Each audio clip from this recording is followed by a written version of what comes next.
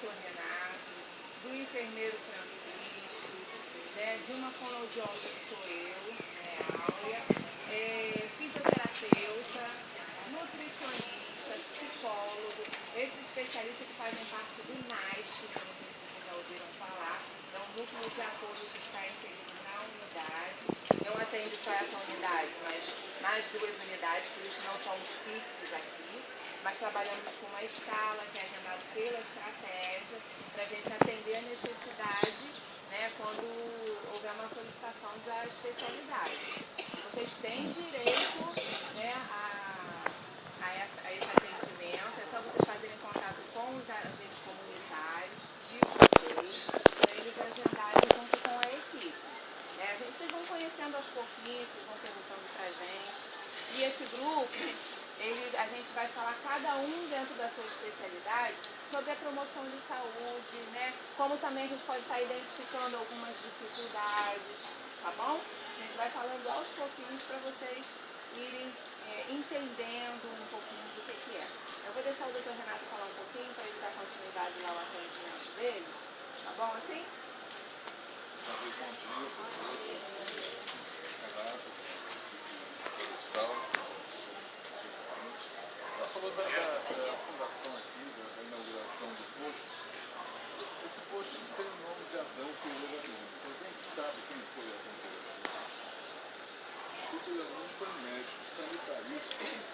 Cujo sonho, se ele estivesse hoje aqui, eu estaria super contente. E eu saí para esse Brasil todo fazendo o que nós vamos procurar fazer aqui, também um pouco. Né? Seria esse atendimento básico de saúde, o acesso.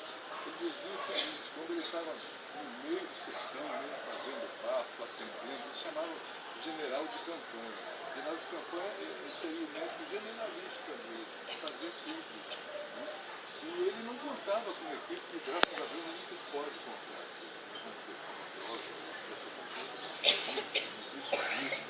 Fisioterapeuta, tudo isso você pode ter acesso. Né?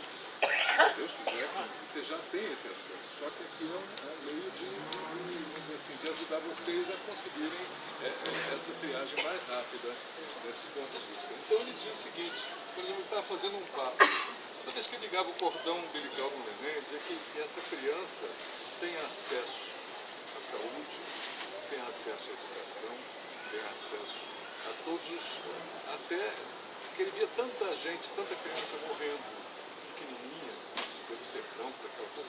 Ele queria que todo mundo pudesse ter acesso à vacina, acesso vamos dizer assim, a nutrição, a evolução daquele crescimento, aquela coisa toda. Então, por isso que eu digo, eu estaria muito contente hoje aqui, saber que nós estamos, pelo menos em essência, dando uma ideia, dando continuidade a essa ideia dele. Tá? Então vocês são muito bem-vindos.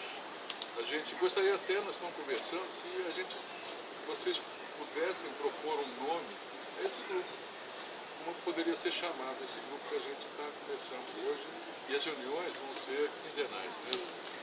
Então, vocês são muito bem-vindos e tomara que a gente tenha bastante sucesso, vocês sejam bem atendidos, como sempre nós gostamos de fazer isso. Tá? A gente vai aproveitar que a gente está na semana da hanseníase, né? E aí é importante que a gente tenha um olhar para essa doença, porque ela muitas das vezes acontece e passa desapercebida. É uma doença que inicia sem um agravo, mas que, se der continuidade, se não for diagnosticada, ela depois pode trazer sequelas bem graves. Né? E vocês podem identificar através de tudo que está colocado ali, né, que são manchas, dormência, né, só que não são qualquer manchas, qualquer dormências, mas uma associação de todas aqueles dados que estão ali. Né? Então, se vocês sentirem dores, fisgadas no braço, queimar e não sentir na hora, aí vocês devem se preocupar e vir até aqui para poder ser avaliado, né, do que está acontecendo. Vocês devem ouvir falar mais vezes sobre a hanseníase, porque a semana toda vai ser falado, inclusive vai ter uma caminhada aqui, né, dia 30, 9 horas? 9 horas. A gente vai fazer uma caminhada na Dicurana. Mais pra frente, quando estiver mais próximo, eu vou avisar, vou convidar todo mundo. Nós faremos uma grande caminhada para divulgar a ranceníase, bateremos de porta em porta para saber quem está com mancha. Isso é uma ação da estratégia.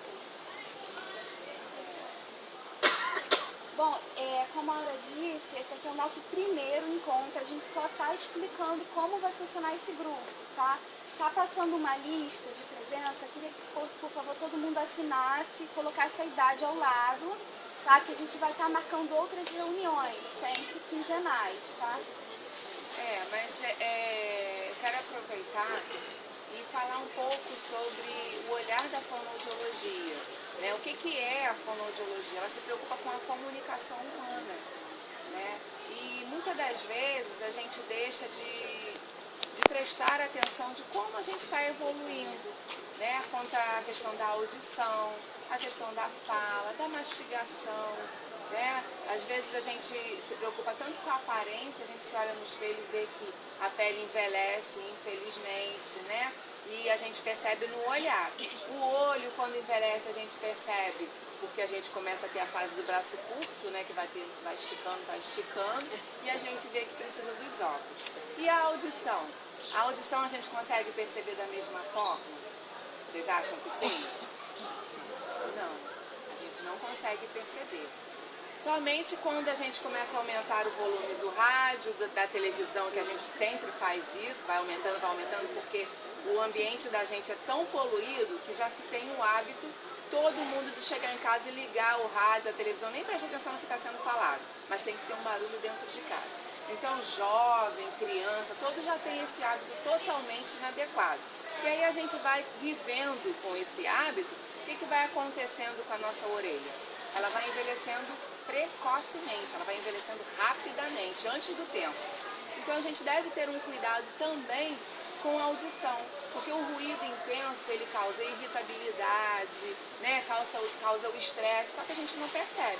A vida já é tão conturbada, né? Já é tudo tão difícil, a gente tem tantas preocupações e a gente vive com aquele barulho na cabeça e não percebe que aquilo também está contribuindo para o nosso estresse. Então, se a gente puder ter um ambiente mais saudável em casa, às vezes a gente tem uma criança agitada e a gente não sabe por quê, mas por conta também do ambiente em casa que tem um ruído muito intenso.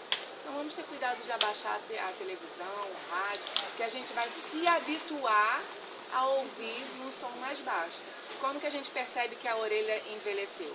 Quando alguém fica quando a gente fica perguntando muitas vezes para as pessoas o quê? Fala mais alto, e aí as pessoas já começam a falar, você está surdo?